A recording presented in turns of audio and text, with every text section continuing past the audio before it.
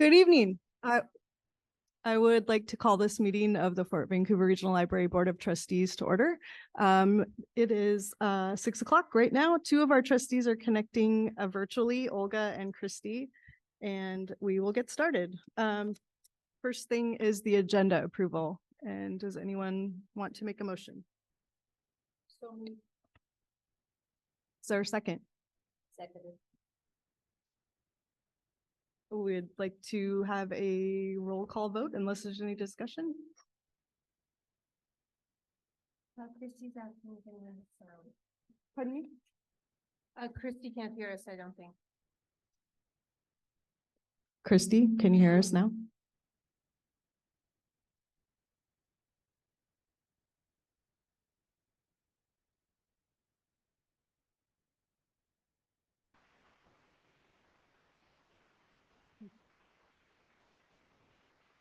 Pretty she can't hear us. No, she does. May have a phone.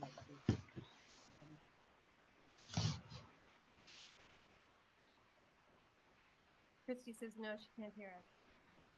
I cannot hear you. Can you hear me? Yes. I heard the announcement that this meeting was being recorded, but I can't hear your voices. Testing. Testing.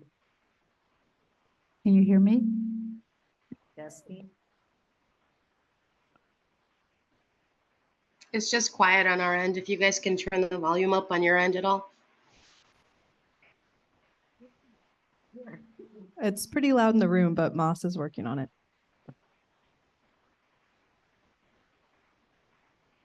Testing. Testing. Testing.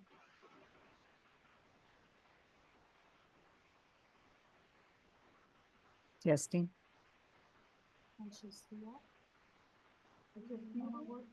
I'm muted because otherwise we get feedback.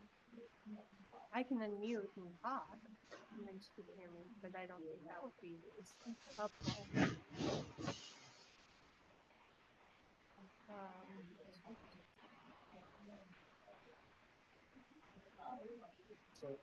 So all the indicators we put that it's going out.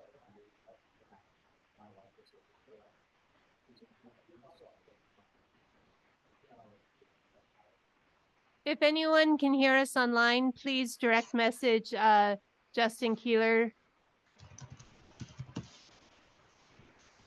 Olga can hear us. We can hear just fine.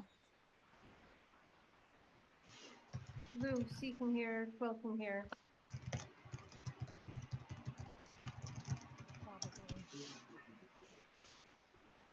Christy just ran a speaker test and it's loud and clear. So Can you hear us now, Christy? Could you unmute and let us know if you can hear? She can't hear us. She just did a speaker test.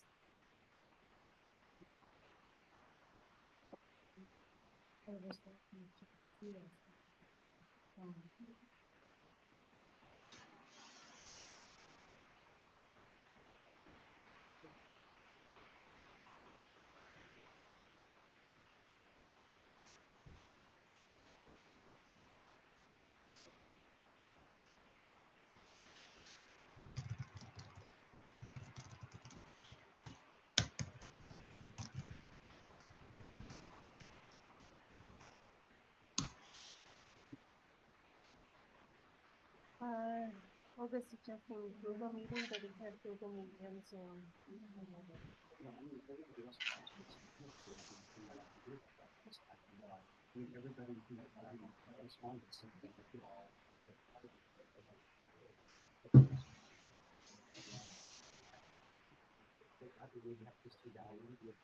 That's what I suggested. That I gave her the phone number. You could, or she could dial in the Zoom call.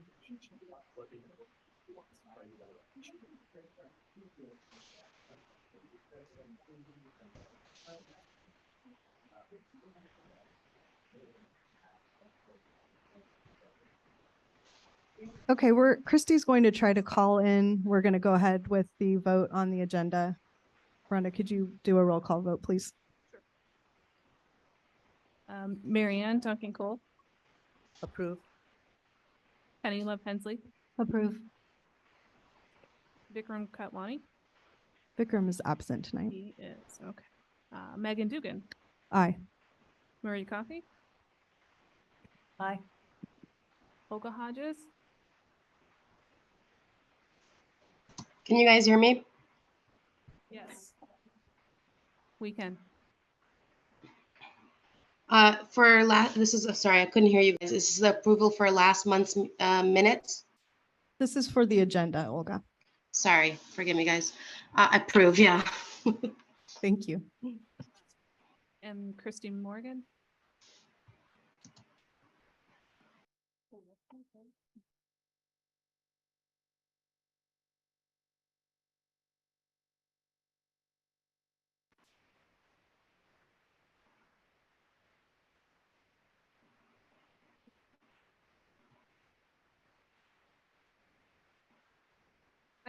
I just chatted to her and said you vote to approve the agenda.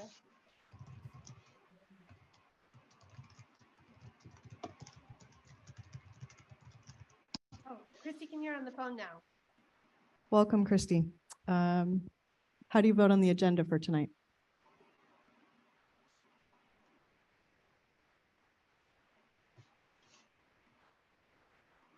Aye. Thank you. Agenda passes. We're going to begin our public comment session. Before we start, each speaker has 2 minutes that will be timed. Please address your comments to the board, not to the audience. And please be respectful. Do not comment or clap or make any remarks while others are speaking. And Justin is going to call up 2 people at a time. Justin Allen and Aaron Smessler.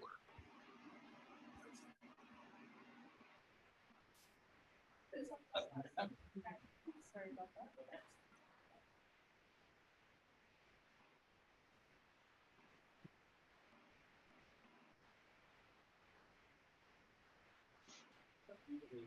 First, but there's a lot of things that have been said in the 6 months I've been attending these meetings, many of which have been false or unproven. But what I would really hope the board takes away from is that drag's been part of our culture since at least William Shakespeare didn't have a single lady in his plays. And we spent 500 years being okay with that until about 4 years ago, it became a really big deal in ways that continue to boggle my mind. And I don't know what to say about that. Apparently for the last 4 years, there has been massive opposition from a group that was began by a Republican officer, an officer of the Republican Party. And we come out here every month hoping to get through to your hearts that these kinds of events, things like Drag Queen Story Hours, are really good. They're awesome, they're fun, they're safe for children. And I really wish that anyone that opposed to them would show up to one and just sit in the back and leave their cameras in their cars. When I was walking in here, I saw that there was going to be a gap in the story time at this very library from, I want to say, either August 10th or 20th until September 11th. And I think it'd be really sweet if you didn't have to have a gap in servicing your local clients and constituents, that you didn't have a gap in making this community more fun, more fulfilling, and more engaging for everyone. I would like you to resume Drag Queen Story Hours. And if you want to not have Drag Queen Story Hours, please have like a really good reason and not just the occasional angry person repeating the same talking points for 4 years. Because if that's good enough to stop culture, we're doomed.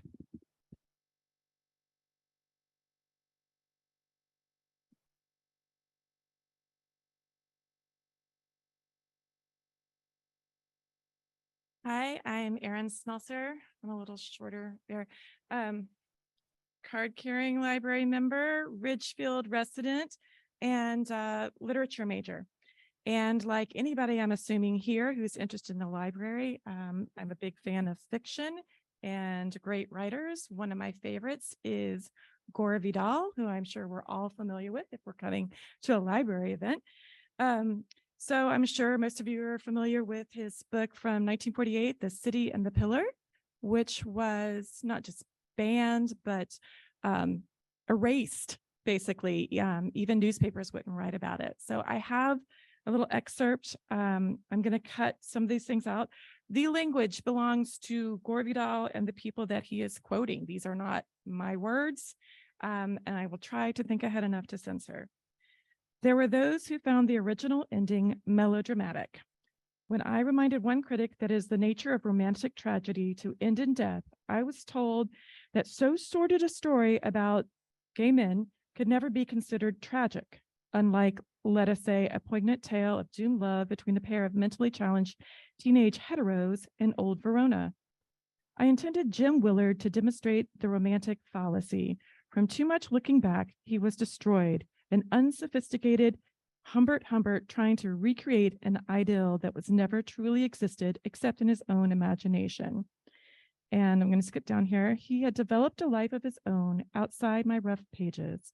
Claude J. Summers, in his book Gay Fictions, recently noted that of the characters, only Jim Willard is affecting, and he commands sustained interest, largely because he combines unexpected characteristics.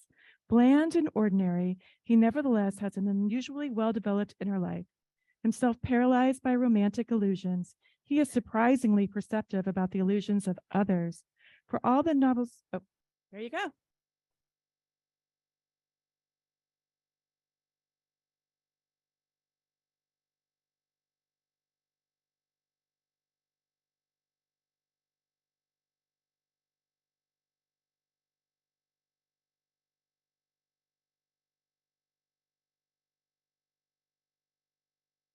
Good evening, Madam Chair and board members.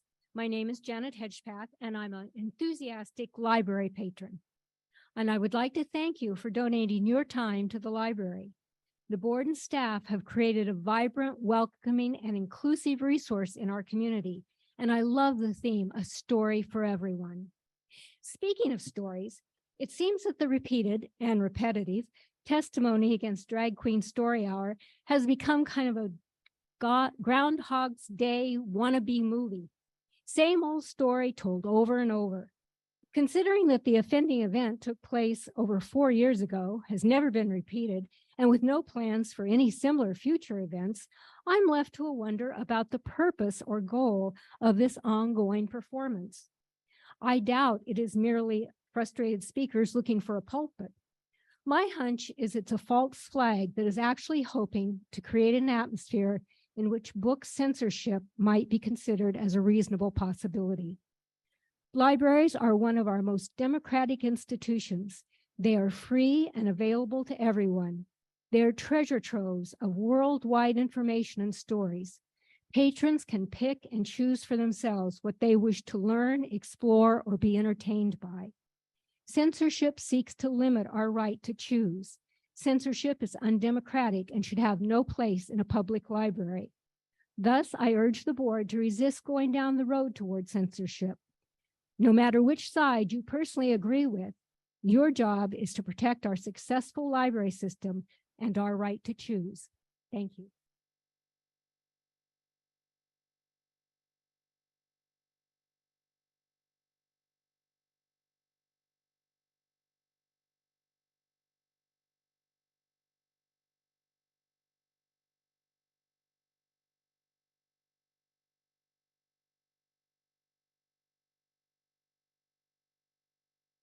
Will, if you're speaking, you're muted.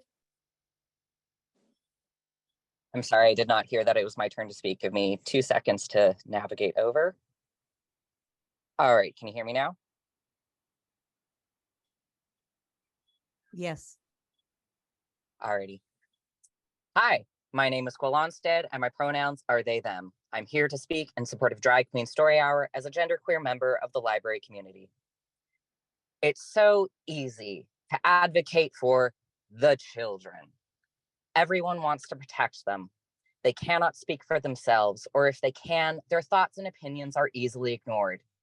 They're too young to really understand what's happening. If something is wrong with a child, well, it's just a matter of influence. They read the wrong books. They saw the wrong library program. There is a powerful video clip of LA School Board President Jackie Goldberg speaking about the impact of anti-LGBTQ+ protests outside schools. It made them afraid. How dare you make them afraid because you are. Opponents of Drag Queen Story Hour are so focused on protecting that amorphous, hypothetical group of the children. They cannot see the harm they do to the very real LGBTQ+ children in our communities and libraries. Drag Queen Story Hour is a vital program that teaches kids about gender identity in an age-appropriate manner. Parents who do not approve of Drag Queen Story Hour do not have to bring their children to any Drag Queen Story Hour programs. Please allow the staff of FVRL libraries to present Drag Queen Story Hour and have the district live up to the ideals espoused in FVRL Libraries' equity statement. Thank you for your service to the community.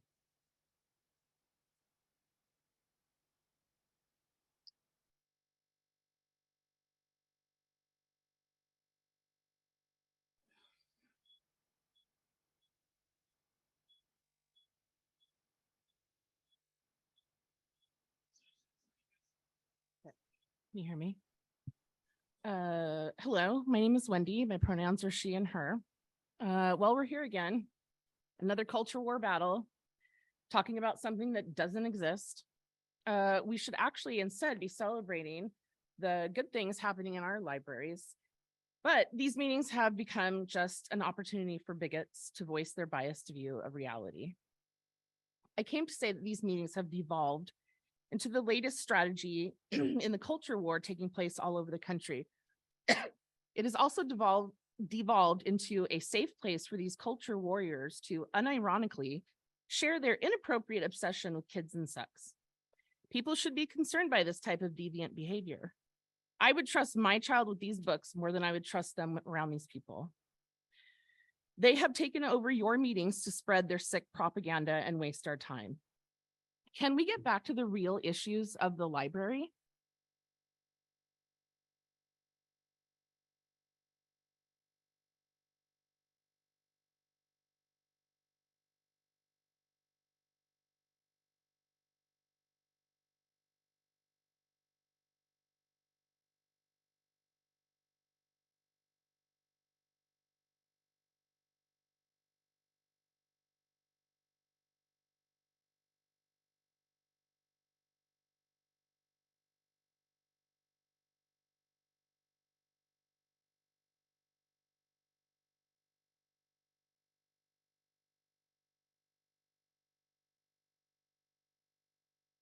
This is symbolic of the time we've wasted on these culture war battles.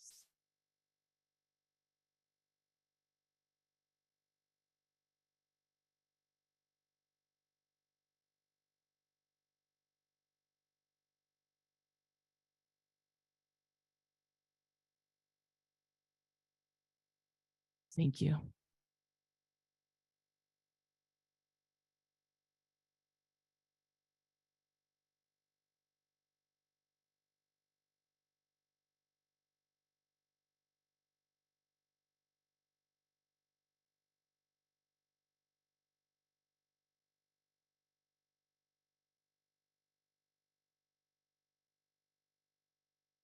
Gary, you can unmute and start speaking.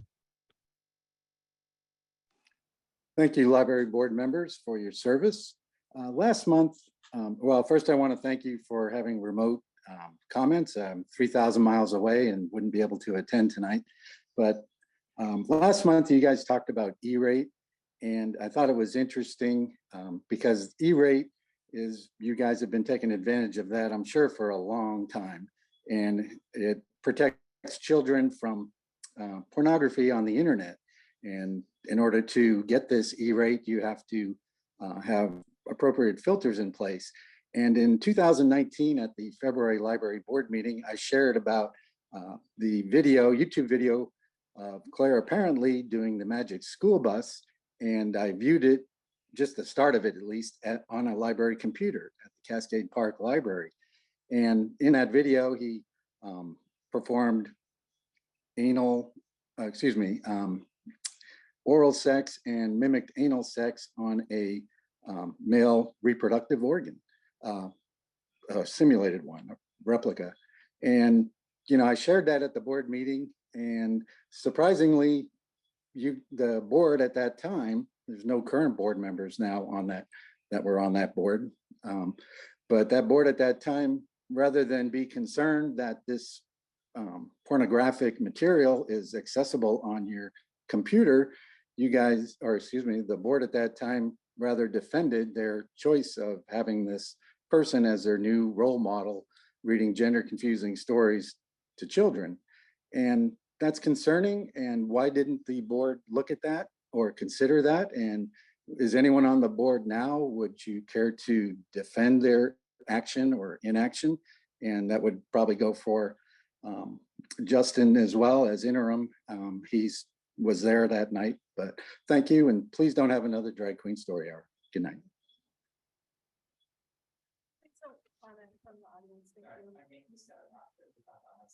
No one's speaking about you. Our interim director of the library is Justin Keeler. He's right next to us. Thank you. Aaron Smelzer and Doreen Turpin. Thank you, Aaron. Doreen Turpin and Eunice Ingermanson.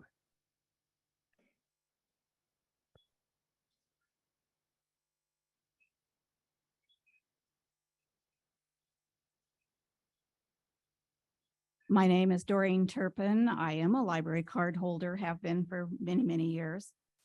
I wanted to talk tonight about this movement for parents' rights because it seems like that's kind of a theme that comes up in the various comments. There is something that sounds fundamentally right in saying that parents should have rights over the lives of their own children. But in trying to legislate that goal, there is something that gets lost. And that is the rights of parents who have different circumstances than the ones being most vocal. The library district's policies address parents' rights long before the current movement gained traction. It states that parents are responsible for the selections of their own minor children.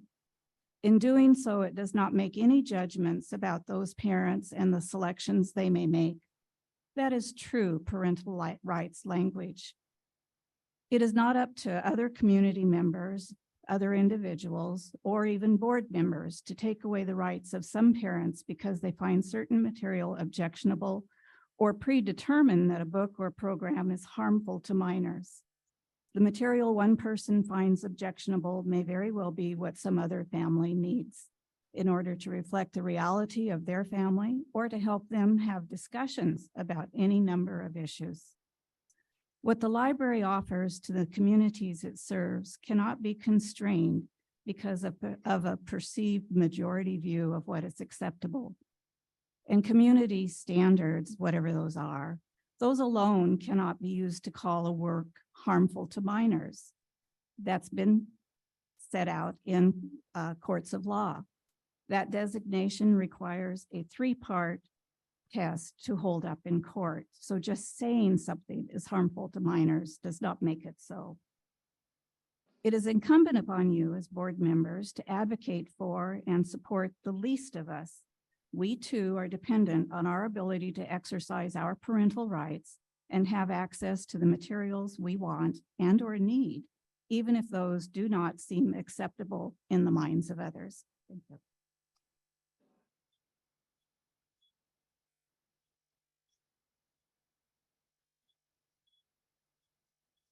Good evening. My name is Eunice Ingermanson. My pronouns are she, her, and I live in Clark County. Thank you for letting me speak with you. I oppose censorship in the materials that our libraries keep and acquire, as well as in the programming. Those who support censorship do it out of their desire to protect the vulnerable population, and I appreciate the sentiment. However, when you censor the materials for a public library, who is the arbiter of the values, merits, and risks of the material for the entire community? Instead, we need to cultivate the minds of the children to think critically, creatively, and constructively, rather than coddling them from anything and everything that may not be healthy. This way, they will grow up into healthy and robust adults, knowing how to tell truth from lies and access reliable information and healthy literature. Next, in the selection of the future executive director, board members, and staff in general, and programming, I request that you keep in mind the representation and needs of minority groups in our community, such as LGBTQ and BIPOC population. Among the Clark County youth, according to the 2021 Healthy Youth Survey, 30% have identified as LGBTQ. They are a huge minority. They need to be reflected in youth programming and staff that serve the youth, as well as books. I would appreciate your meticulous attention paid to their existence and needs. Thank you. Our seventh speaker, I'm having a very difficult time making out the name. It's either Paul or David Bluffy. Their topic is book education, access to safe spaces.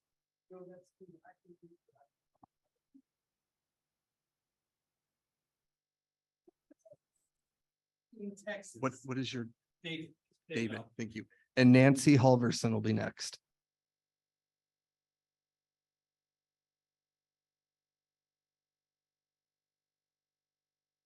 Heyo, here's my library card. David. He, they. There we go.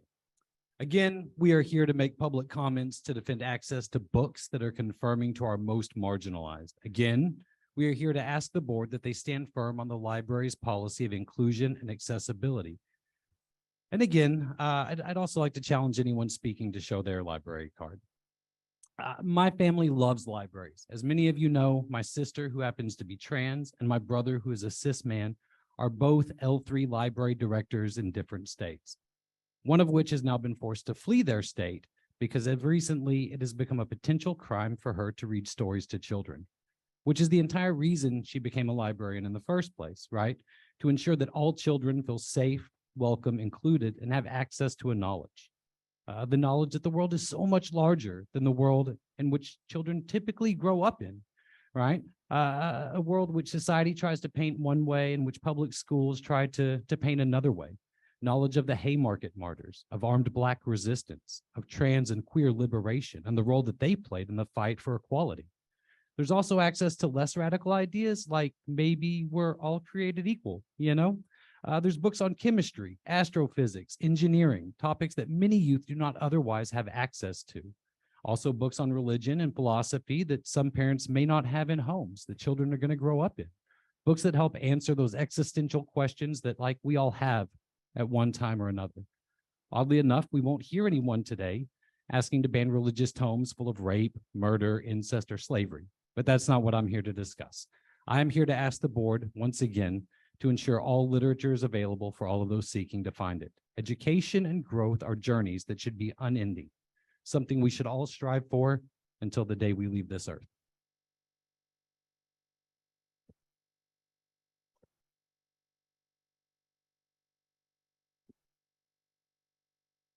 Good evening. I'm Nancy Halverson, and I am a resident of Clark County.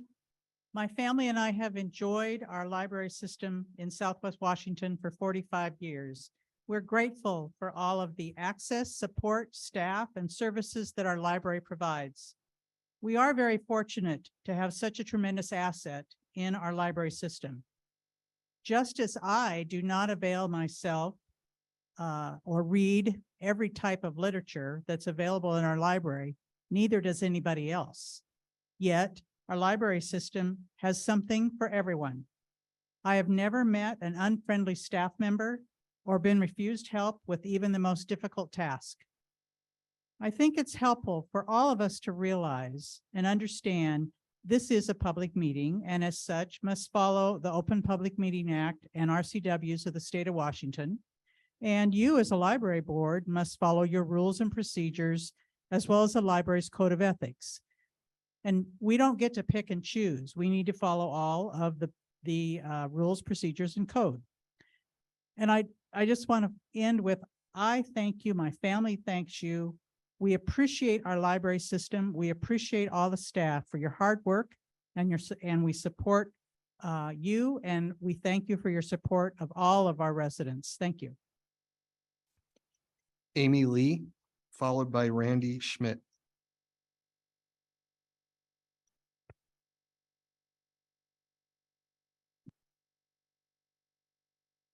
Good evening, board. My name is Amy Lee. I originally came from Hong Kong and have lived in the US for most of my life. And I'm a proud US citizen for over 40 years. You may or may not be aware of that since the Hong Kong government adopted the national security laws in July 2020, many books have been removed from their public libraries. These are titles that are deemed to have a dissenting political voice from the current government or because of the author's background. I feel really sad about the censorship that is happening in Hong Kong. Similarly, I'm alarmed by the book banning trend in the US. Our libraries should be different from the ones in Hong Kong now, which are under the government's total control. They do not even disclose their acquisition list upon request. One of the characteristics of a democratic society is the freedom from fear. We shall not be afraid of different viewpoints, different opinions, or books with different values than our own. The American Library Association's Library Bill of Rights, which is on their website, provides the fundamental principles for our public libraries. It affirms that all libraries are forums for information and ideas, and materials should not be proscribed or removed because of partisan or doctrinal disapproval. I'm reminded of the importance of trust in libraries. I hope the board of FVRL would trust your staff to provide needed services and their judgment in selecting books and make them available for your patrons. The patrons also trust the patrons, and parents or guardians of minors will make their own individual reading choices. Thank you for your service and time.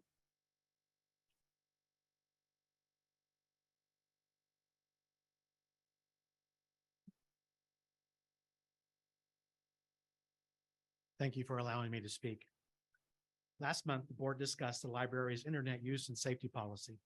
During that time, the discussion was made known that the funds the library receives from SIPA required that the library appropriate safety measures to protect children from online pornography and cyberbullying. The library reviewed the online policy changes proposed to comply with SIPA to protect youth from explicit materials. The discussion evolved then to print materials in the library should conform to the policy to protect children from explicit materials. A public comment addressed the book Genderqueer.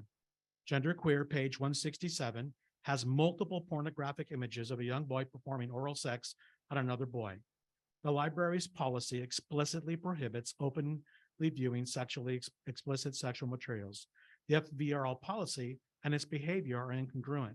While it's against policy to view sexual explicit material, it's not against policy to offer and promote sexually explicit materials such as genderqueer.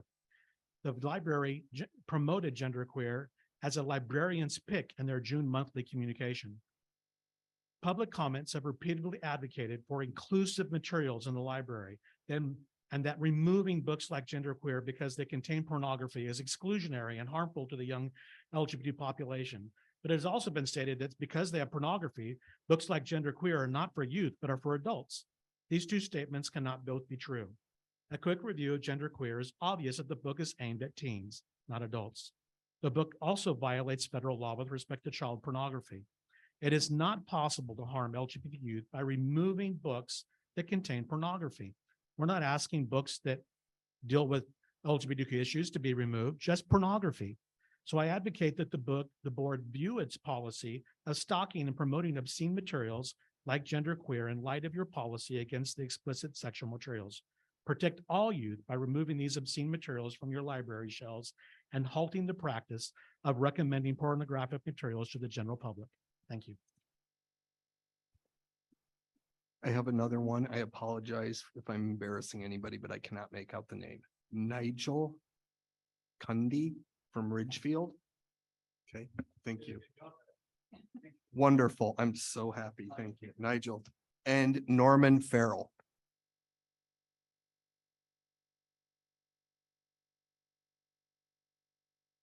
Ready to go?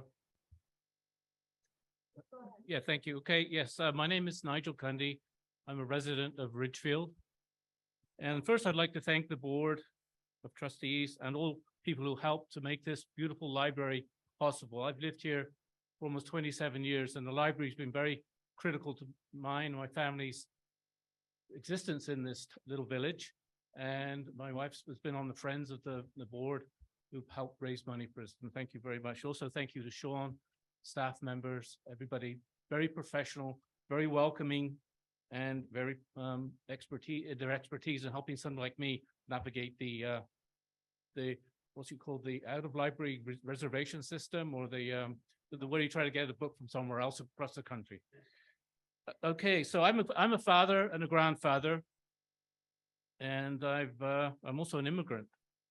I immigrated here over 40 years, almost 40 years, from England, the place that doesn't have a written constitution, guaranteed expression, freedom of expression, or the separation of church and state. It's two of the reasons, powerful reasons I came here to seek opportunity. I support the return of Drag Queen Story Hour as a part of a diverse portfolio of library offerings. I also oppose those who seek to tell me or my family what I should or should not hear or see, especially based on their religious views. And I thank you once again.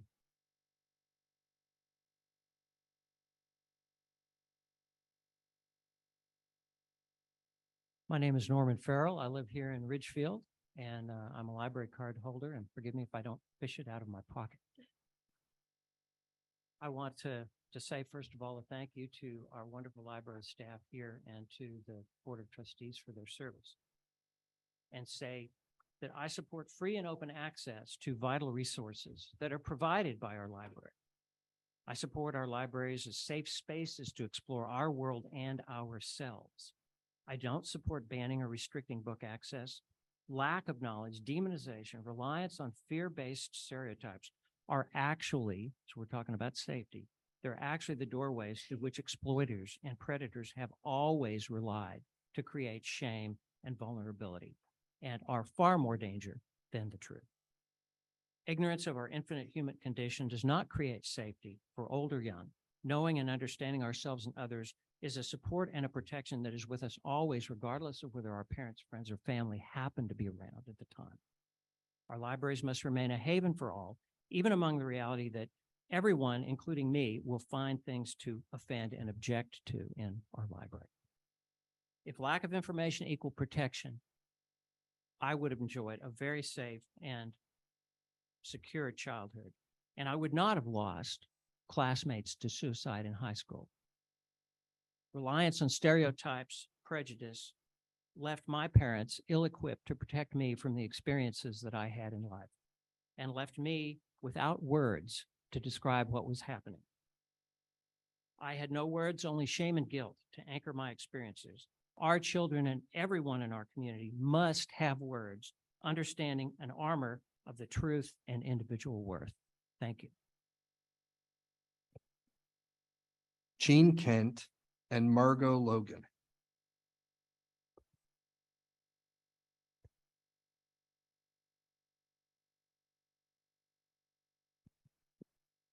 My name is Jean Kent, and I live in Clark County, and I thank the board for their service to the community.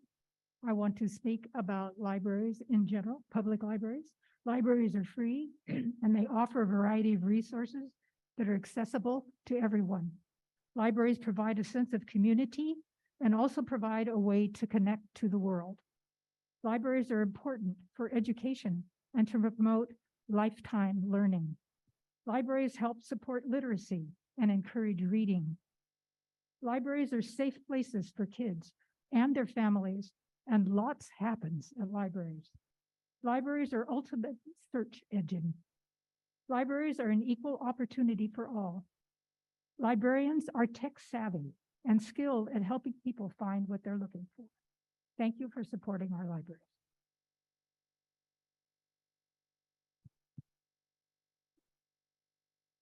Can you hear me? I'm Margot Logan, and I do have my card. I'm over in Vancouver 2-3 times a week. I spent a lot of the heat wave in the Vancouver Mall and saw A Sound of Freedom probably 3 times, Oppenheimer twice, and Sound of Freedom. America is the highest consumer of child exploitation material. So I think with that movie, when it gets to DVD, I hope the library will put that in the catalog and let people see that. And I brought another book, Finding Angela Shelton. So I taught a class on recognizing child abuse and reporting child abuse, and I used her DVD. She did a documentary. She was a young Hollywood writer, and she went and found all the Angela Sheltons in America. And she took a road trip. And so she went to meet all of them and interviewed them. And what she found is that, so it's like 1 out of 3 women is sexually abused as a child, 1 out of 4 boys. And those are just the reported ones. So about half of the Angela Sheltons had in their childhood either assault, rape, domestic violence, emotional abuse, and that kind of thing. So for young people, this might be a good book for them to read of her experience and how she found these other people. And get Sound of Freedom. It is very powerful. It is very caring. And it is something that is now popping up more. So I know there's all this dissension and conflict around the terms, all these different words that we have for all this kind of stuff. And I do think the library, and I see you have an annex in the Vancouver Mall, and that was very nice to go there while I was there. So thank you. Anna Nolan and Ken Spurlock.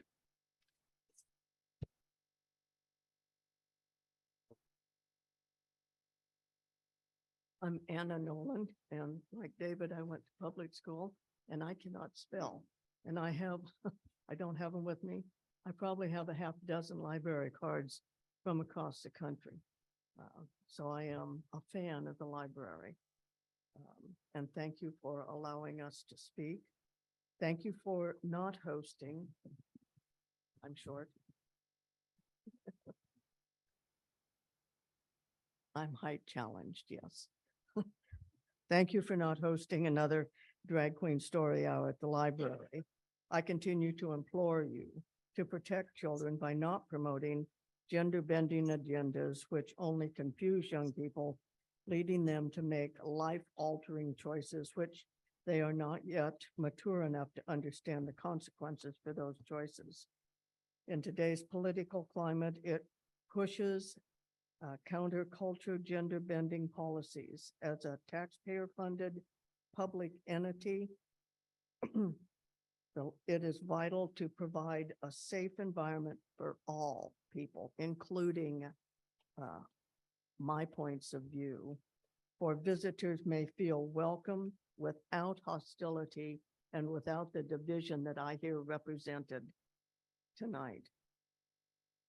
One option to provide a safe and inclusive environment is to cluster materials and books in subject matters to age and appropriate sections. I have frequently asked this, offered this suggestion, and again, promote this plan that the materials are presented in age-appropriate situations. I'm not advocating for banning books or censoring, but to make it not a push that only one agenda can be heard or represented. Thank you. Thank you. That was our last sign up for public comment, but I know that Gabrielle Gilbert online would like to speak. So please go ahead, Gabrielle. Thank you so much. I appreciate that. I want to apologize to the LGBTQ plus community for having to endure some of the homophobic bigotry that has been spoken in these last meetings, especially coming out of Klickitat County in June and July. And I want to apologize um, that some member on the board that my representation actually out of Klickitat may give allegedly a wink, wink, nod to that. LGBT history, your history of your social justice is one of power, truth, and overcoming discrimination and harm. I want to also apologize to the members of the Jewish community for the bonehead commentary, allegedly, of the guy who waved a Bible while speaking anti-Semitic tropes concerning heaven and hell. And it was hell to listen to and heaven to clap back on against it. Our librarian in White Salmon is from a proud Jewish ancestry. And for her to have to sit through that was uncomfortable. And for that, I'm sorry for her to have to endure that. I want to make it clear that what is happening with individuals trying to erase or minimalize a population is fascism.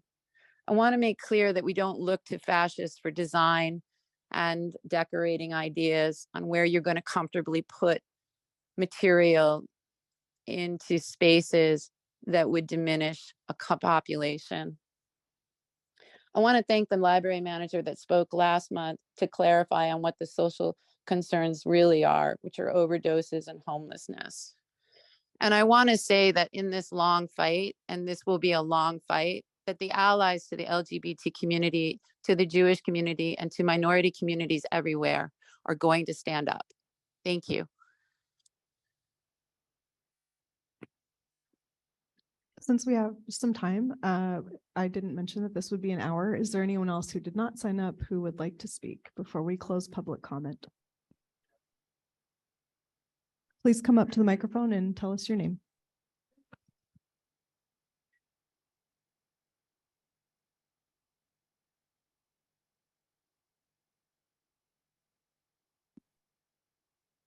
I'm Elizabeth Madrigal. A lot of you know me. A lot of you don't. You see a lot of new faces. I actually came tonight because I'm very sad about this controversy. I think that it is really unfortunate that we have become so critical of each other and so judgmental. I mean, I don't see any good coming out of that. I believe the library is one of those places that should be a safe space for everyone, every age, every size, every ethnicity, every race, every, sexual preference. I mean, it's sort of absurd for us to be talking about this and judging what someone else can read. I have children. I'm a great grandmother. So I have raised very good children, very good grandchildren have resulted from that. And the new baby, we don't know yet. So, but we're hoping. So I just wanted to say that, it really does break my heart to see this. And I came here tonight only to support the board. So I wanted to say thank you for bringing the grace into this community of knowledge and bringing the grace of, acceptance, not tolerance, acceptance of other people. So we have to get past this. We have to start to love each other and respect each other as living beings and not just, there are so many terrible ways. I don't know how many of you have lived out of the country, but I have. And it's very calming to know that I can come to the United States and actually, speak my mind. I am a really strong feminist, even at home.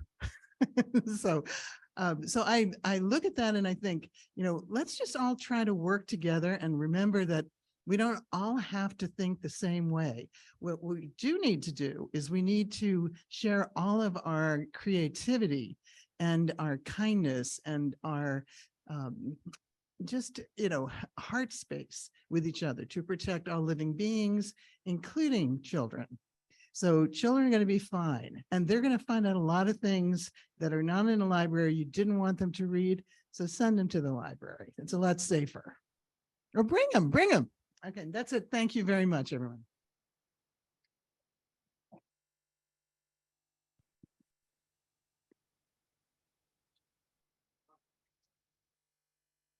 The recent talks about. Oh, I'm sorry. Could you just tell us your name first before you begin speaking? My name is Eureka, pronouncing him. Thank you. The recent talks about banning books greatly disturbs me. A library is a public place where adults and children alike can get free information. Even if there was some book in this building that was not suitable for children, which I have not been convinced of, does not mean it should be removed. This building and its books are also for adults. Banning and burning books has a fascist history and should not be tolerated in Clark County or this country. The first political book burning was done by Nazis burning books about trans people. I am scared for Richfield. I also want to speak on representation. Children who do not fit into the social norm can so easily grow up feeling broken or worse, hated. Simply seeing yourself shown in the media in the same way as anyone else has the power to break the spell of hate.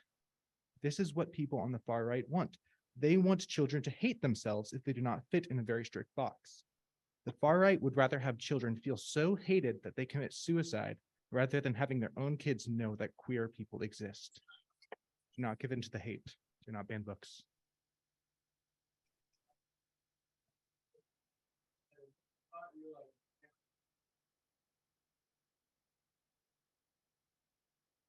Olga, would you like to speak before we close public comment?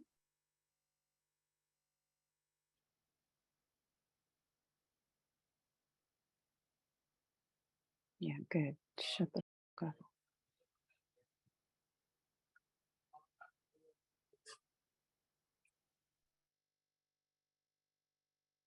Would you mute everyone but the board members? Thank you.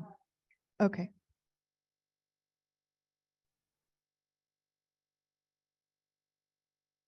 Okay, well, I'm going to close public comment. Thank you, everyone who spoke tonight. We really appreciate you coming out and being respectful in this group. The board will now convene an executive session to discuss personnel matters. We will be out of the room for 15 minutes. There will be no business discussed and no action taken. We'll reconvene at, oh boy, math is not my 7:10-ish or something around that. Thank you. Sorry about that.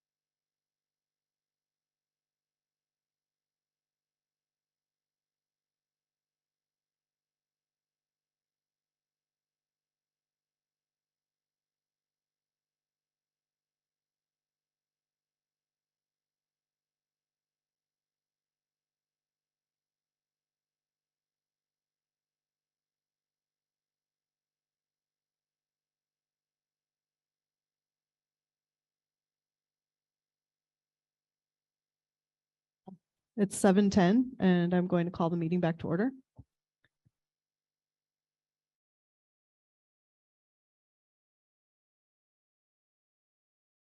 All right, thank you, everyone. So we're at 6.1 on the agenda, Ridgefield Community Library Branch Report. Sean McGill, please come up.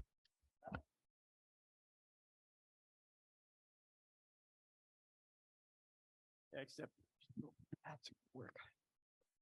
That's better. So let me just say first, welcome to the Ridgefield Community Library. We're happy to be hosting today, and I'm excited to share some of the things we've done this past year. And Elizabeth, you can go to number 3. So first, let me introduce my staff. Marilyn, the person kneeling in the photo, is a senior branch supervisor.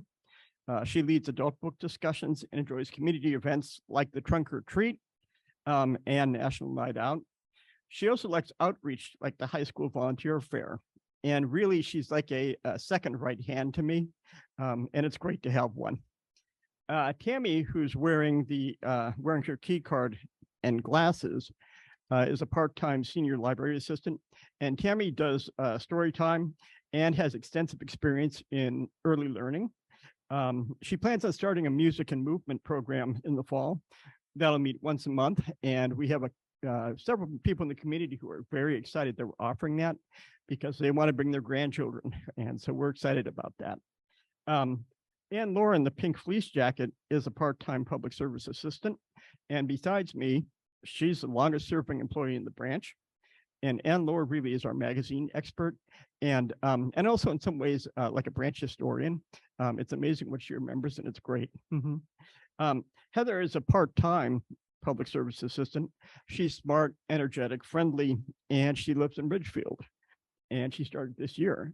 And then John is a full-time senior library assistant. He does story time on Wednesday, leads the branch's D&D program, puts on craft and activity programs, and is responsible for the guessing jar, which you'll see in a bit, and scavenger hunts. And we can move on to the next one, Elizabeth. Wow, you're looking at a pile of boxes, huh? So it was Tammy's idea to give each student who learned about Summer at Your Library what she called a Mit monster. And you might be like me when she talked about Mit monsters. I'm like, I don't know what it is. So actually, I made one today that I'm going to share here. Sure, I'll show you.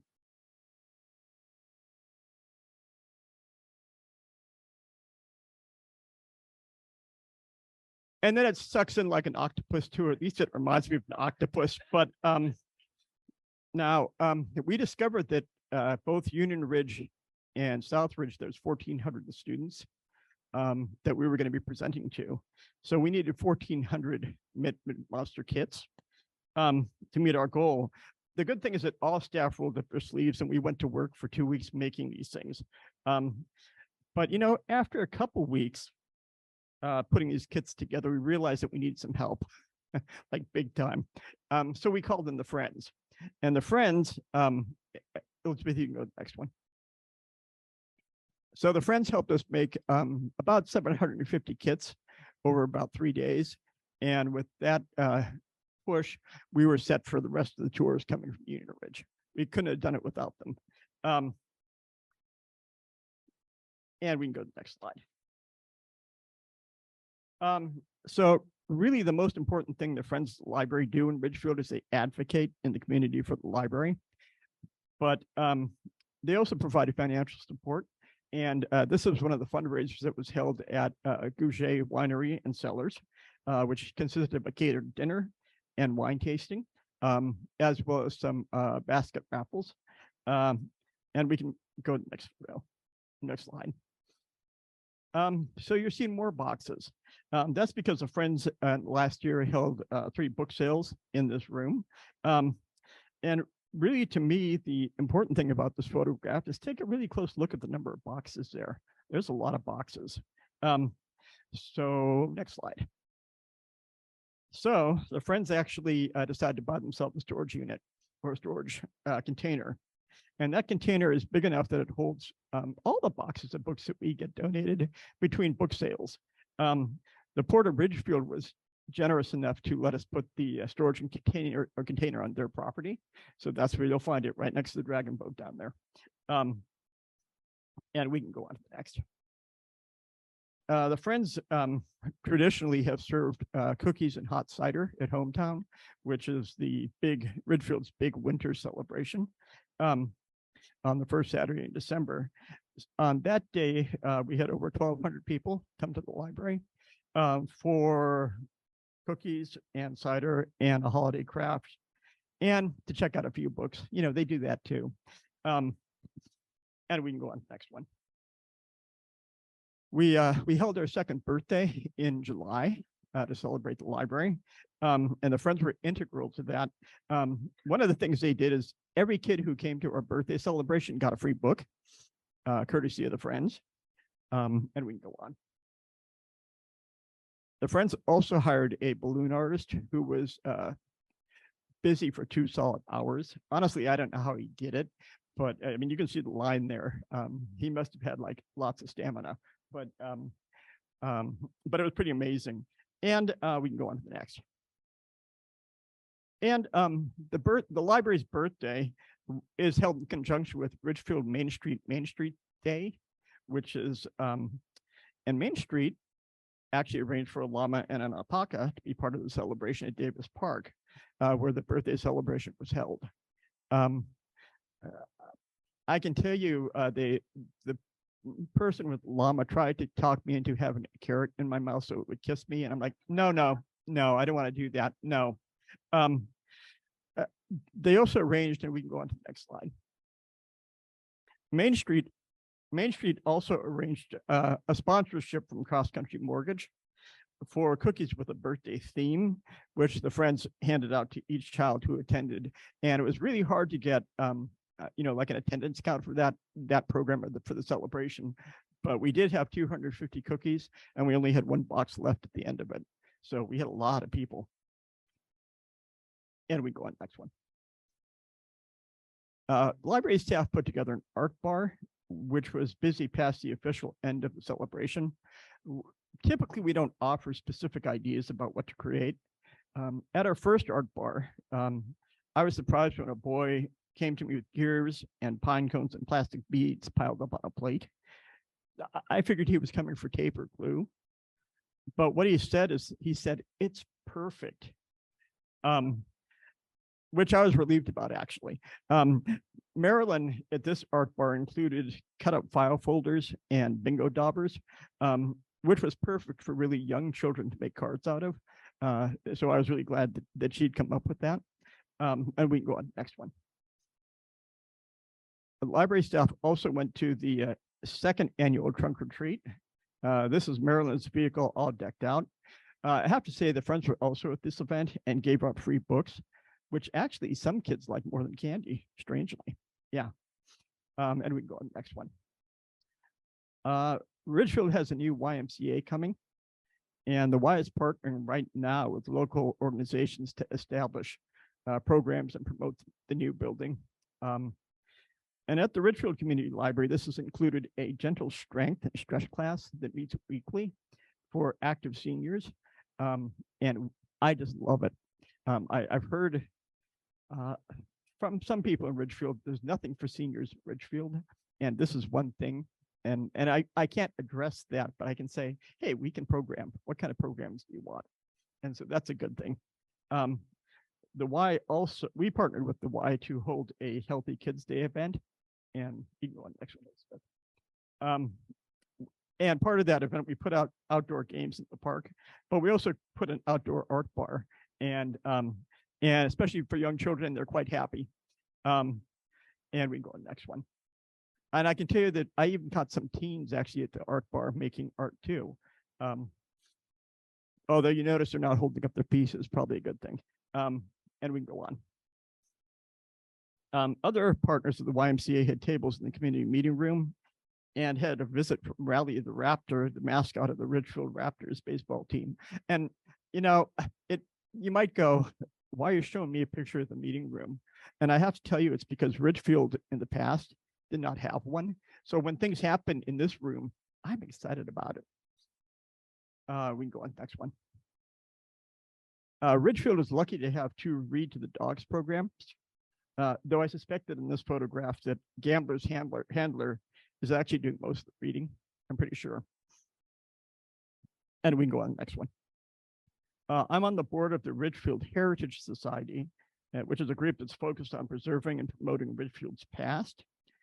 The library partnered with the Heritage Society to not only create posters celebrating pioneering women of Ridgefield that were on display during Women's History Month, but also to hold a public program to share the important stories of these women with the wider community, and as well as some other things that we're doing together.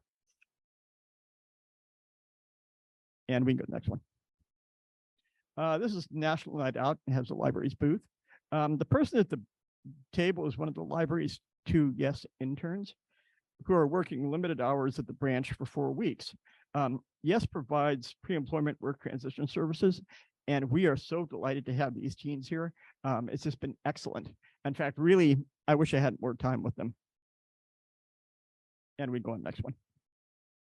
We had 2 community members who enthusiastically helped us put up an ofrenda for Dia de los Muertos. And you can see that's the laptop bar. The ofrenda actually stretches along that whole area, and then it goes around to the back too, into the window seats, where they had put up a variety of poems in Spanish. And I wish I had paid more attention in college because I couldn't translate. And we go to the next one. The Art Association is still continuing to put up a new art display every quarter inside the library, as well as the staff break room. Patrons often come in here when the art gets changed out to see what's here and what's new. And then we have people who come from out of town too to look and see what kind of art is here. This has been just tremendous for us. We're delighted with the new art when it comes in, and also what ends up in the staff room. And we go to the next one. The Southwest Washington Watercolor Society put on a joint art show. And what you're seeing here is the best of show painting. And when I first saw it, I actually thought it was a photograph.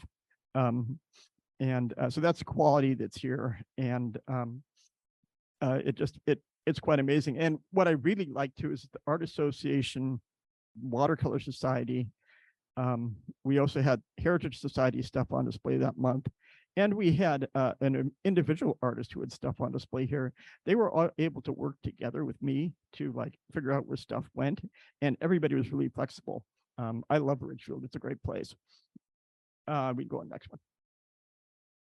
one. This is the branch's stitchery program. Just a couple of quick things about this program. This program was here when I started in 2011, and it's still going very strong. And these ladies get around too. I was up at the center picking something up, and I spotted 2 of them at the center's stitchery program. I think it's pretty amazing. And we go on the next one. This is the branch's D&D program, and it's popular. And you know it's a good game when people start to stand up. Yeah, and we go on the next one. So standing up, that's when it's intense or tense or exciting. But really, this program also has a lot of humor, and I think it's shown in this photograph. For the tweens and teens who come to this program, it's about fun. But this program also sharpens literacy and math skills and develops interpersonal skills, including communication and leadership. And in fact, in the past, many of our best teen volunteers came out of this program. And I expect that pattern to continue with this group. And we go on next one. I took this photograph in April as the story time was happening. And although you really can't tell from this photograph, there's actually 40 people there. Which always amazes me too. In the old library, if we got 25, it was pretty amazing. So to have 40 or 50, because we get that sometimes here, blows me away too. At its largest, our 2 story times have just over 100 attendees, which is a lot. And next one. Having picture books shelved on carts, and you may not have noticed this yet, but you should take a look next time you're in here, has two benefits. First, those carts, first, it's really easy for kids to find the perfect picture book because they can just flip through those books really fast. And the second is we can move those carts. So if we want to do story time in there or gentle strength stretch or class visits from elementary school, we can just move stuff and put it in the hallway right here. And we have enough room for that. It's great. And next one. The window painting contest was a hit this year. We had some great entries and received positive comments, including one patron who told me this is what libraries should be doing. And we can go on next one. The butterfly design was judged best in show. I will say that participants have been invited back to help us clean the windows. And we can go on. In December, we held our traditional wreath making program. During COVID, I had switched to a take and make program for this and did the same thing this year. However, I think next year we're going to do it in person in an evening program inside. I should also say that I'm really lucky that there's a person in Ridgefield who helps me by cutting branches in his yard when I go out there and cut. So it's all really fresh. And you can see we have piles. It's great. And go ahead, next one. We were asked by a committee member to have a string instrument circle here. And we went ahead and did it. I can tell you that that on nights that program is taking place, the music just soars in this library. And I don't know if it's because of the way the roof is designed, but it just billows out of here. And really, I'm surprised that actually people don't dance in here. And remember dance, because that'll come up again. Go ahead, next one. This photo was taken during a summer at your library program this summer. This program took place at the Davis Park at the Farmers Market, which is happening every Saturday there. In 2020, I had really wanted to have a program at the Farmers Market. And so that happened this year, and I was really happy about that. It met a goal for me. And go ahead, next one. This photo was also taken during a summer at your library program. Yeah, I do the same thing. I don't like snakes and I don't like lizards. This program met two goals for me. First, this is the first time we held an evening program, and we had really good attendance, and that tells me that maybe next year I should be doing more of that. The other thing about this program is it's at South Ridge Elementary, and South Ridge is roughly about halfway between Ridgefield and Three Creeks. And so to me, it was important to have a program there. It took a little bit of sort of hassling right at the end to make it happen, but I'm really glad we were able to bring a program there. Next one.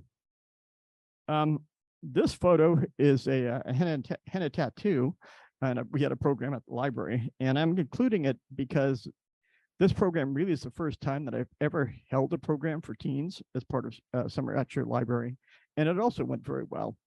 So yeah, I'm like going, okay, I'm gonna have to revamp everything I do, apparently.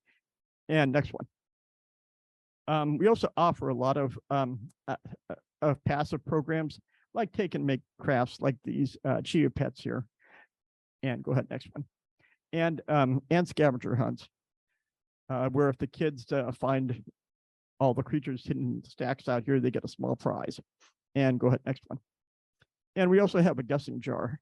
And if the 5 closest number of guesses actually win a very small prize too. Staff seem to enjoy doing this. I can tell you that I walked into the staff or work area, and one of my staff members was there with a teaspoon measuring out birdseed. So he would have an idea of how many teaspoons of birdseed were in a jar.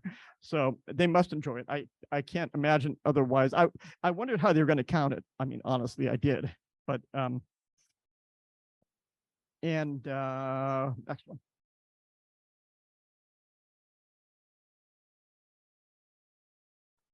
This is what I call a life at the library picture. The Friends had purchased this puppet theater for us, and you can see, of course, it's used for puppet shows. You may not know it's also a food truck, and kids are often serving parents and grandparents everything from peanut butter and banana sandwiches to, I think one of them mentioned lobster thermidor. But it's something that it sees heavy use, and it's an activity that kids can do when they come in. And next one. And finally, this photograph is titled Joy, and it was taken at a fundraiser at a university library. It often ended up in my board reports while fundraising was taking place. And I always said I'd hold a dance in the new library once it opened. And I think this is the year. And when we do that dance, you're all invited to come back. Thank you.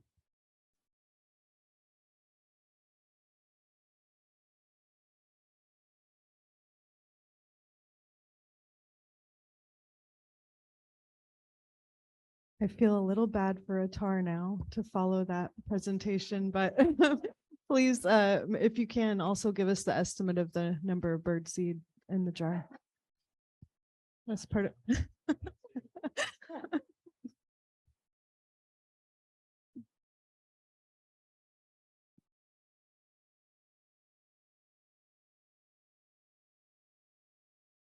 All right, tonight we have the June financial statements. Starting with statement of cash at the end of June. Year-to-date revenues were at 16 point. Sorry, could you? There we go. Year-to-date revenues were at $16.2 million. Year-to-date expenditures were $15 million. Cash balance was at $21.9 million. And next, we move to the statement of revenues. So property tax revenue for June totaled $1 million. Year to date is at 57% of budget compared to 56.9% same time last year. June other general tax was $10.7 thousand, consisting of Skamania private harvest tax revenue. June intergovernmental revenue included $70,000 from Yale Valley Library District. June charges for services brought in $21,000.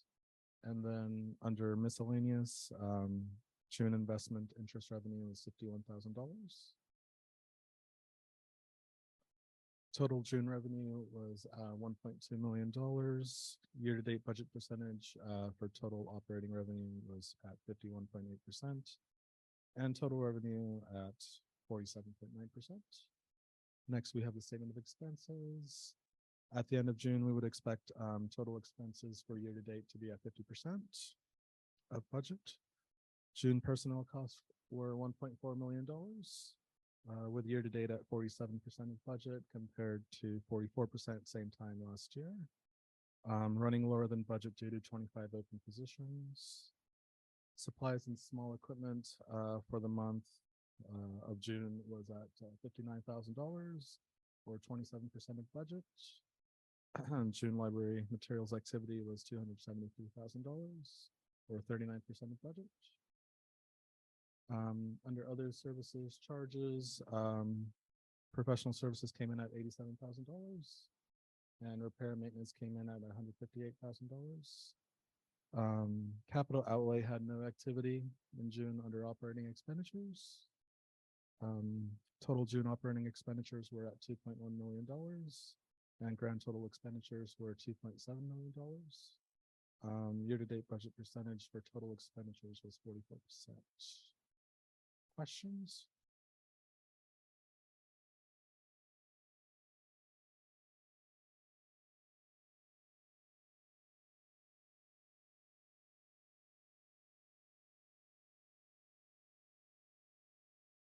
Thank you. I don't think there's any questions. Thank you.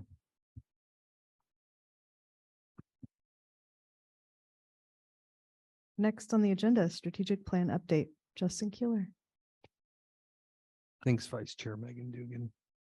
So I am going to be giving a brief update on the status of our most recent strategic plan, which will be sunsetting in December. I thought that instead of showing all of the spreadsheets and the tick boxes of all the things that we've accomplished as a district, I would like to just point out some of the practical examples of how the strategic plan is being worked through the library system throughout our communities. And the examples I'm going to share are not the only examples of these efforts playing out across the district. So we had 4 strategic priority areas that were co-created between library staff, community members from around the district, partners from different agencies, and a variety of stakeholder groups. It was a long process that left us with a very detailed and very ambitious plan.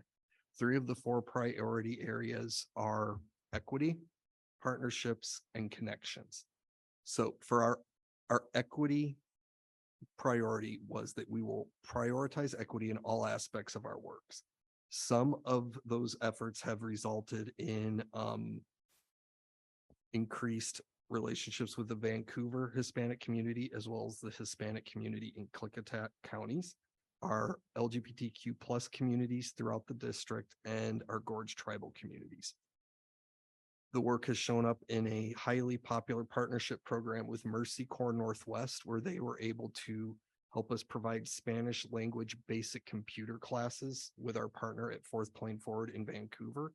It was a series of events and they were all at capacity the entire time, and we've been asked to repeat that effort. We have a program with PFLAG called Reflecting Rainbows, which is a virtual discussion group hosted by the library and moderated by members of the LGBTQ plus community. We are working for building better relationships with our tribal communities in the Gorge, in Klickitat and Skamania County. And that effort has resulted in us attending multiple agency meetings, working to improve bookmobile and outreach services to some of the in-lieu sites in the Columbia River Gorge. Our equity committee continues to review our policies and then shares recommendations with myself to forward any equity concerns in our policies. Our partnership priority was a big area for us to put effort into. So we were to provide and utilize partnership development and community engagement training with staff to help our communities and FVRL reach our shared goals. So the Outreach and Community Partnerships Division is almost done with their second round of partnership training for staff. The first round was focused on programming and outreach, and beginning to consider both of those efforts as pieces of the same pie. The capacity for programming draws down the capacity for outreach, et cetera. So we want to consider it district-wide as one body of work. This next level of training will be delivered to managers in the branches and supervisors first before the outreach and partnerships team goes further with other levels of staff. And it is focused on partnership best practices and community engagement best practices. So helping us to better track our partnership efforts across the district. We operate in 4 counties with 15 branches, and that is quite the effort to keep track and to adequately support everything that every branch has going on. So we're trying to make inroads there. Our connections priority shows us right now working on continuing to build better relationships with social services providers, primarily in Vancouver for now, but with the model that we're setting in Vancouver, hopefully be able to expand into Klickitat and Skamania County in the future. So right now we are working with Columbia River Mental Health Services at the Vancouver branch to bring community navigators into that location and to the Cascade Park location 2 times a week. And what the navigators can help us do is to connect people that need social services resources directly with the resources that they need, such as getting mental health services and applying for varying assistance programs such as Medicaid and coordinated entry housing services. So those are just some of the ways that the strategic plan is being worked right now, and we will leave the development of the next strategic plan for another time. Thank you. Any follow-up questions for Justin from members of the board? Thank you, Justin. Our consent agenda is next, and There are three things on the consent agenda, but I don't think we can vote on them as a consent agenda, so I'm gonna go ahead and move us along and separate them. So the first thing is our amended minutes from June 26th. Mary Ann was not present, so I will entertain a motion from anyone but Mary Ann to adopt those minutes. So moved. Can I get a second? I second. And let's have a roll call vote, please. Penny Love Hensley, Aye. Marie Coffey. Olga Hodges.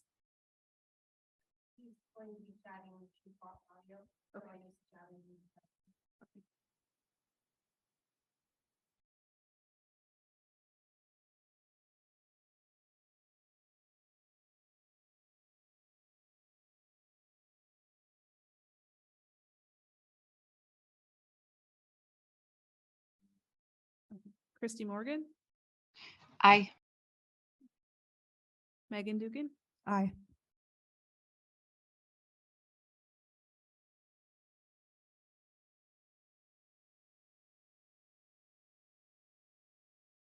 Motion passes. Olga says aye. Thank you. So our next item is minutes approval from July 17th. And Marie and I were not present for that, so I will entertain a motion from any other board member to approve the minutes from July 17th. Vice Chair, could we open this for discussion, please? Yes. I was wondering who took the minutes for the last one.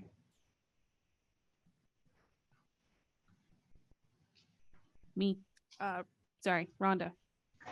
And could you clarify for me, there are some topics from public comment. It says against censorship and then some say censorship. Can you tell me like a little bit more about, so if one was against censorship, were the other people considered being for censorship, or what was that?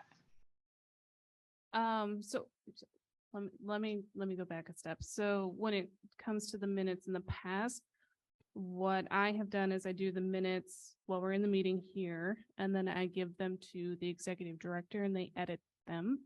And then that's what becomes final. And so when does our secretary edit them in this process? I have not been asked to give them to the secretary.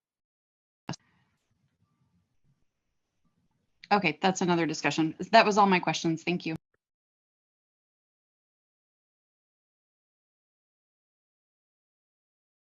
Is there a motion to adopt the July 17th minutes? So moved. Is there a second?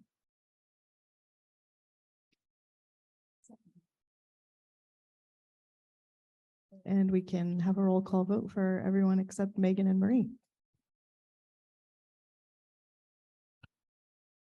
Mary Ann Duncan Cole. Aye. Penny Love Hensley. Aye.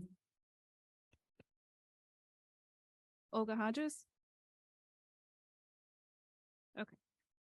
Christy Morgan. Aye. We do need to wait for Olga for that. Can you guys hear me? Yes. Yes. So did you guys discuss the detail over the wording there? Yes, Christy asked some questions and we have moved it to a vote. There were no changes made to the meeting minutes.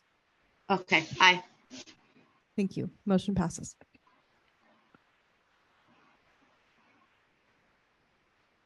And lastly, we have the FVRL expenditures, which were reviewed by Marie. I have reviewed them and everything was in order. Would you like to move that we approve them? And I was able to look at OC for the first time. And yes, I vote that we move that we approve them. I'll second that. So we can move that to a vote.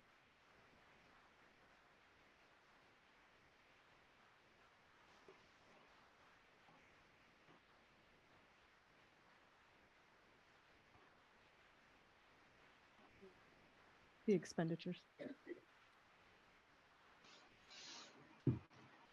Okay. Marianne Duncan Cole, Aye. Penny Love Pensley, Aye. Megan Dugan, Aye. Murray Coffey, Aye. Christy Morgan, Aye. Olga Hodges, Aye. Motion passes. Thank you. Our next item of business is the Foundation MOU Committee update. At this point, we're working on a date to set up a meeting.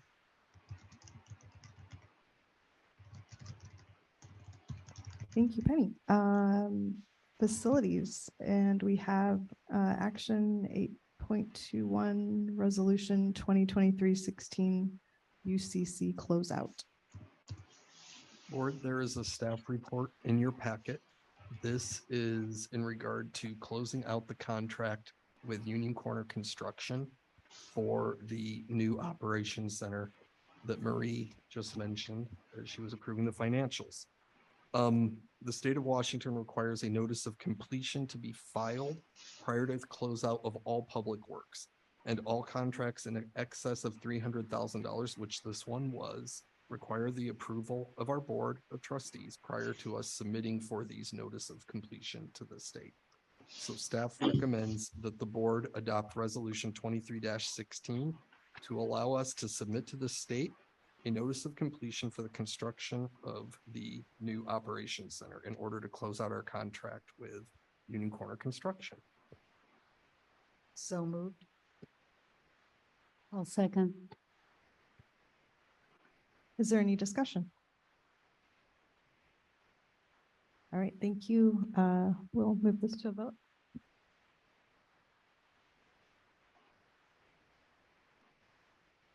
Aye. Marianne Duncan Cole, Aye. Murray Coffey, Christy Morgan, Aye. Megan Dugan, Aye. Olga Hodges, Aye.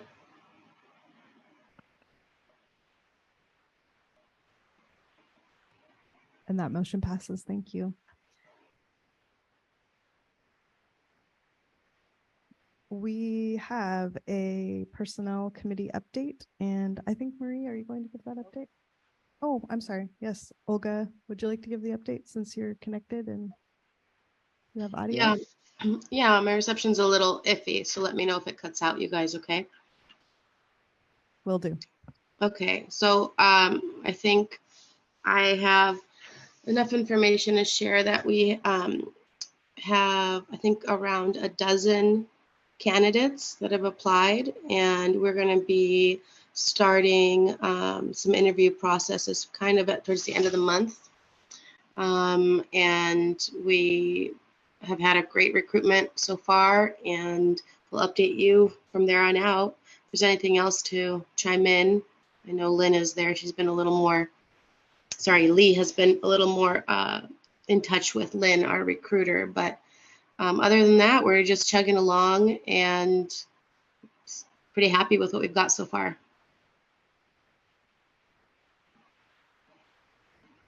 Were there any consistent questions that you saw from all the finalists in terms of what the job was going to be like? Worries? Our recruiter, is this on? Yeah, it was on.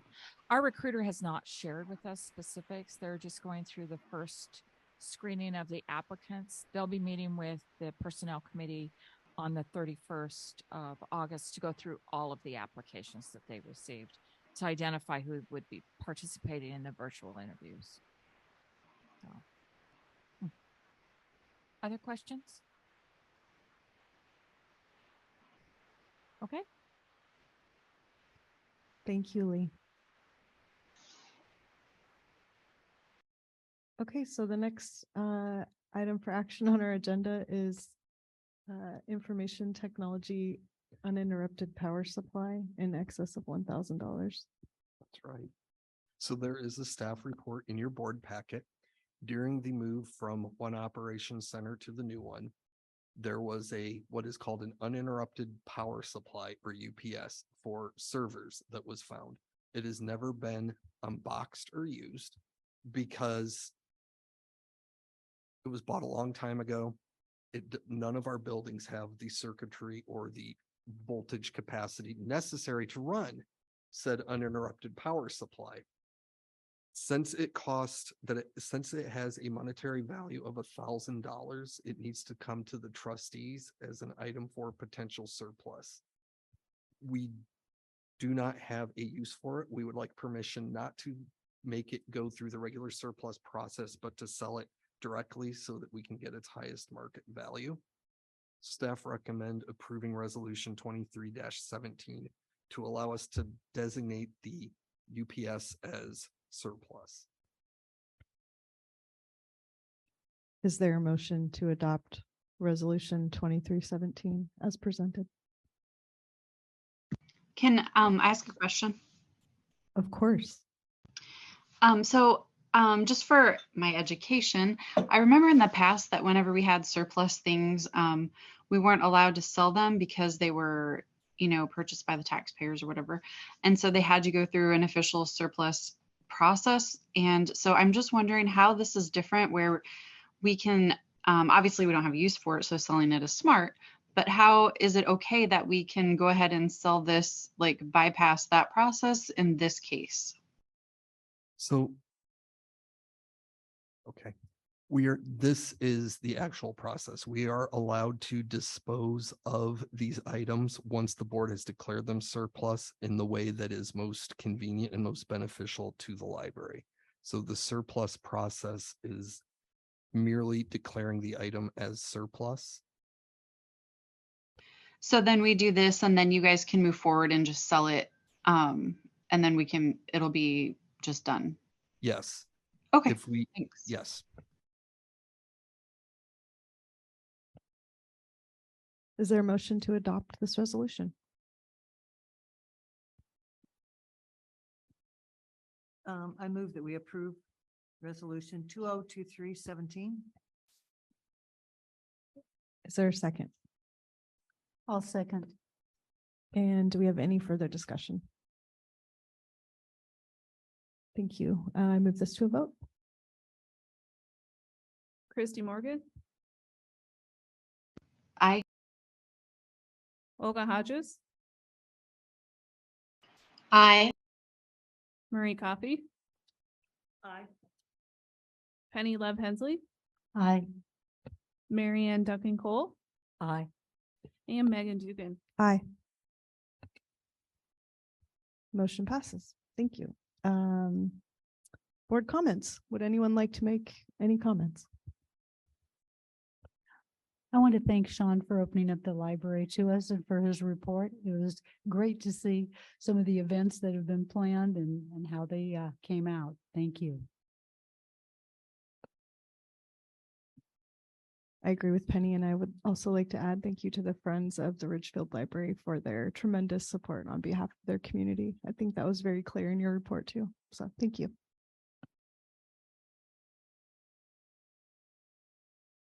Okay, our next regular meeting is Monday, September 18th at the Battleground Library and on Zoom, and this meeting is adjourned.